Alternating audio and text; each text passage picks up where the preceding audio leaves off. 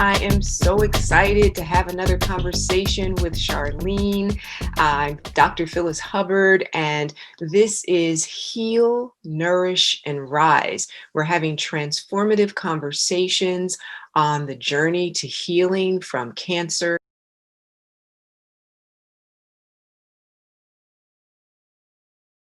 From these past 5 years, almost 6 years. And that's when I started to really listen to the things that you said to me. Not just you, but other people I had encountered. I was like, because then, absolutely. And I'm going to tell you, the real wake up was, and this is a topic that I would love to discuss at a later date, but in 2018, remember, I'm a cancer survivor, right? So I got all these body issues and all this. So I know myself well. I was raped. So in the midst of me, when I tell you I had just got it, I was like, yes, I'm a hero to myself. I saved myself. Yeah. I had been practicing my Advoate stuff. I was taking my bath with my oils and making sure I took care of my body with scrubs and just learning to connect to my body. And then now here comes the greatest disconnect. I had already been disconnected through rapes as a child. So now I find myself, I'm on my right path and I'm exercising. At that point, I had got down to 208 pounds from really the highest weight was 256. When you met me, I was like 245. And so here I am at 208. So I done did a good job. I'm at the gym. I'm working out. I'm learning to love Charlene and give her some attention. And then I get raped by a family member, I'll put it that way. Well, someone I thought was family. And the worst rape was the system when I reported it. The Me Too movement does not work for poor people. I want to tell you that it doesn't. It makes, what they do is they put me in a category like I was a whore on the street. That's what they did to me because this person was military too. The military gets special privileges, yeah. So it was absolutely horrible. And I tried to complain. Trust me, even with the doctor that harmed me, the doctors that allowed me to almost die because they didn't listen to me, I filed a complaint. And the American Medical Association in New Mexico told me the doctors didn't do anything wrong. I was like, they didn't listen to their patient. I almost died. They didn't give me the proper medications. I couldn't get it myself. Nice. And so here we go again with another failure. So see, now I'm dealing with my emotion because every system failed me, including my parenting system. So now I'm like, I'm feeling I lost myself. I had never lost myself before. I know what crazy feels like. It feels like when everybody is inside your head and you not. That's what it feels like. And it's oppressing. But then I went under. I was suppressed. And then something started to possess me, which was anger. Because I didn't have a voice, I got angry. And then they wonder, why? Oh, you mad Black women? Well, I'm not a mad Black woman. I was an angry person who had been treated like crap by the system in which she put her trust in. He had rights, but I didn't have rights. They knew he raped me because he failed the lie detector test. But of course, I had to lie for them in court to protect his lie. What kind of system is that? I say the law is the lie and the people are the justice that the law should be built off of. Yeah. And that's real. Yeah. That's a tremendous amount of trauma to have to endure. How do you, when you think back on all of that, how did you get to a place of nourishment? Like, how do you go from trauma to these horrible things are happening to me to I have to nourish myself? Like, what was the catalyst that got you there? And then what did you do to nourish yourself? Well, I really start tapping into my internal parts. I always was a prayer warrior. So I started to pray And as I prayed, I started to really hear this time. I got past myself to hear something greater than myself. And what I heard was that I needed to just shut everything down. So that's what I did. I shut everything down. And then I started meeting people just organically, like a new cousin. Well, he wasn't new, but I didn't know him. And so he introduced me to something called choice theory. And so I took a class, scripture theory, choice theory with him. And I thought it was it's a good concept, but anything can be imbalanced. That's all I'll say. But what it did for me was taught me how my will had been abused. Because if you don't have the right information to think about how something is going to affect you, you make choices. And those choices are harms your will system, because the will just does what the heart and mind tells it. And so it's constantly exercising, either good or bad, building up a imprint, of doing. That's the doing system. I'm going to do it. So if you're doing stuff that is not a part of who you really are, then you're practicing the wrong things. So I realized at that point I had been practicing everyone else after this rape. I woke up in August of this year and I realized that, and I'll tell you I think I shared how I woke up. Can I share how I woke up? Sure, sure. Go ahead. Okay. So I woke up one day, I was just meditating, and all of a sudden, it was like I was rising up, peeking over like a little cliff. And I looked around and I was like, I'm still a kid. And I got so scared. I wanted to run, like retreat, retreat, retreat. And I promise you, God would not let me. And so I love his will. So I obeyed to his will. And I sat there with it and I realized it was a spirit of shame. And once I got past the shame, the pride of shame, I saw myself and everybody around me, and we were all still kids wearing adult clothes. If that's even adult clothes, we were wearing everybody else's clothes, the clothes that society told us to wear. And what I realized was what happened was I have been in survival mode ever since I was a kid. I had to pretty much raise myself. Not that I didn't have a good mom, but she was a slave. This is the See, people don't know reality when you for have most children. people of color. This is how we all grew up, just literally paycheck to paycheck, barely making it, no time for reflection or self-reflection, to integrate any of these things. And so you had this awakening, and Mhm. and then you moved into doing what to nourish yourself. I start moving into, okay, Charlene, you really need to get back into your workout. You need to get into your breathing and you need to get into your stretching. And you just need to find yourself. Because at that point, I realized I didn't really know myself. I thought I knew myself. So I had to sit with myself and find myself. And so what I did was went back and I found my first self, which was my child. So I never really lost myself. I just didn't know how to properly grow up because when you're a parent, and I'm sure in our community, we definitely wasn't taught this, but you look at your child and you could feel the energy of your child in your womb and you know who they are and you just teach them how to be themselves, the best self they can be. And that's your job, not to make them be you. But if you see the you in them that's not correct, that's speak correction to that. But so I'm here I am, 55 years old, and I'm like, I don't even know myself. That was so embarrassing.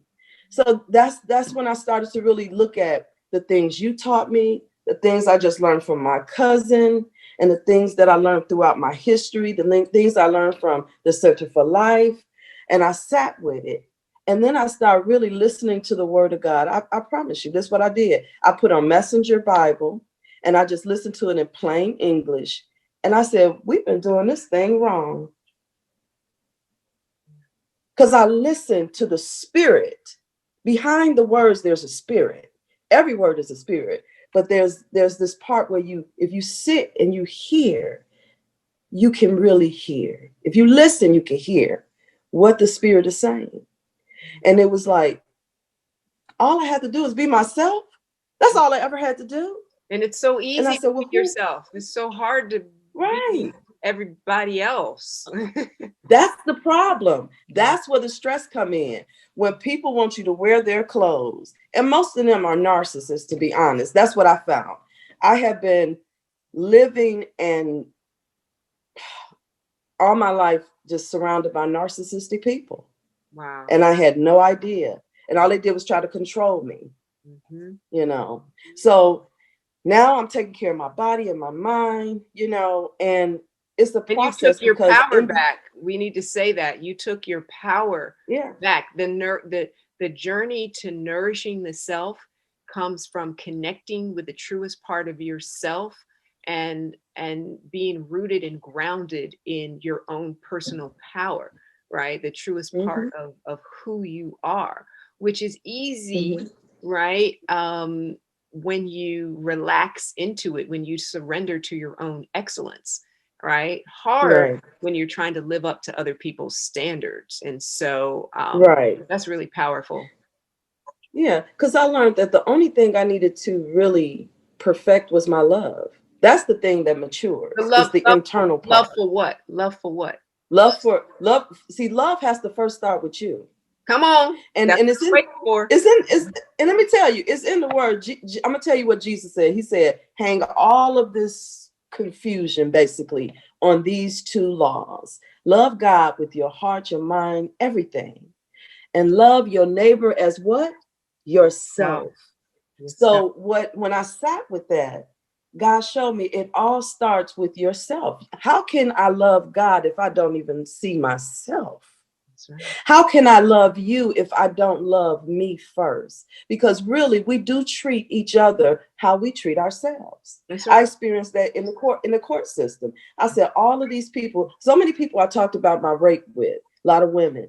And what I saw was women that had not solve their own rape issues. So they tell you, just let it go, just let it go. You can't let go what you don't look at. You have to look at things and say, why are you here? What do you want? What do you need? Yeah. And then once you look at yourself. And what is this thing that I'm going through trying to teach me? Right? Right. That I'm going through trying to teach me. Not that it had to happen, but now that it has happened, what is the lesson in what has happened? Right. And see, the thing is what most people call the elephant in the room, right? It's a thing that's in our psychology and the subconscious parts of ourselves. And we just keep on and we say, oh, let me have a drink. Let me go party. Let me have sex. Let me smoke. Let me dance. Whatever it takes to escape from the within. And anytime you get close to it, you get beat up. Yes. Because it's that fear there. Those are the shadows that hide. I think I sent you a message one day right before I woke up. I said, I understand what you mean about the shadows now, because they're invisible barriers. And in the Bible, God says, he said, though I walk through the valley of the shadow of darkness, I will fear no evil because God is with me. And that's the journey through life, because fear is the dark shadow, honey, because it'll tell you something is real and it's not. That's right. And it's about what you believe. Yeah, you believe. It's what you believe. That's right. Because you told me that, you said it's false evidence appearing real. And when you said that, I said, I get that, but I really didn't get it. Right. I get it now. Get it now. Yeah. Because I had to battle with fear. And it's beautiful that you say that, that you had to visit and revisit. And I think that's where I will probably end this conversation. Okay. That, when you read a book, I'm getting ready to read a bunch of books to get myself ready for the new year as well.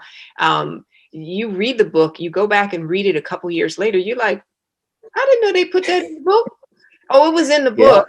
It was in the book, but your consciousness was not ready to understand and receive it. And that's why when something works for you, that has been helpful to you, it's good to go back and revisit. Whenever I teach Qigong, I always tell people that I do the same exercise, but it's a different energy every time. right? Because I'm bringing my Yeah. conscious awareness to that practice. And so actively engaging in your own self-care is so important. I'm just so grateful that you have the courage and the trust to share your story and be so vulnerable. We're talking about some very heavy subjects, and but I do believe it will help a lot of people to heal. And so I'm just so grateful to you for that. And so we're going to continue the conversation. Our next conversation is going to be how you rose, right? You heal, you nourish, and then you rise. And girl, we're going to talk about how Yeah. you dropped all that weight and oh, exciting. But before we go, what I would like to do is just give you an opportunity to say if there's anything else that if you could share with those people who want to understand how is it that I begin to nourish myself, or why is it important for me to nourish? What final words would you like to share with them? And then we'll end with a breathing exercise as well. I'm going to say that you are important, not just to you, but you're everything in you, everyone feels. So if you want happiness and joy, you want to share it with people, you first got to share it with yourself. And then it will attract to you. And we'll talk about that in the rise. All right. I love it. I love it. Okay, so we're going to end with an exercise that helps you tap into the truest part of yourself. So I'm going to ask you to place palm over palm. There's really no gender in exercise, but if you are connected more with your feminine energy, you put your left palm on top. And if you're connected more with your masculine energy, you put the right palm on top. And so you're going to place palm over the left side of your chest. That's where your heart is. And we're going to sit up straight and pull our shoulders up, back, and down. We're going to just do a very, very simple exercise. We're just going to take 3 slow, deep breaths together. We're going to pause. We're going to listen for the location and the feeling of our heartbeat. That's all we're going to do. So we'll take a slow, deep breath in, out. As you breathe in, your belly expands out like a balloon or like a Buddha belly. And as you exhale, the navel sinks in towards the spine. We're not forcing the movement. We're just tracking the movement as it happens. Breathe in, the belly expands outward. And as we exhale, the navel sinks inward. And continue to breathe slowly and deeply in and out from the belly. And I invite you to bring your attention to the rhythms inside your body. And as you scan the inside of your body, begin to search for the feeling of your heartbeat. So I'm going to go silent for about 15 seconds or so, just so that you can take a few moments to locate that heartbeat, and then I'll help us close out our practice.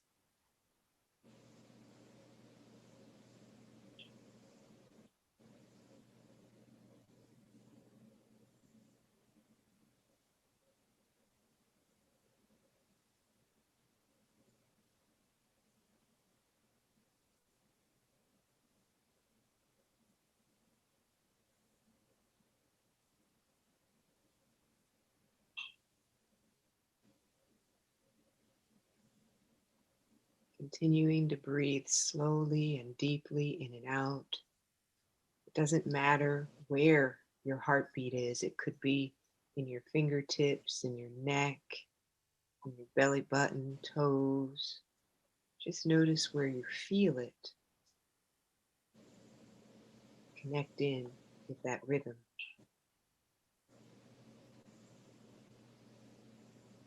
Take a slow, deep breath in. As you exhale, you can slowly lower the hands down, relaxing the body. Taking another breath in. And as you exhale, your eyes are closed. You can slowly open your eyes. And that's how quickly we can relax. Nothing is more relaxing than your heartbeat, right? And so I'd like to thank you again, Charlene, and thank you all for tuning in. Next time, we're going to talk to Charlene about how she rose and transformed in this journey. And so, thank you all so much for joining. Take care, be well, and be radiant. Radiant.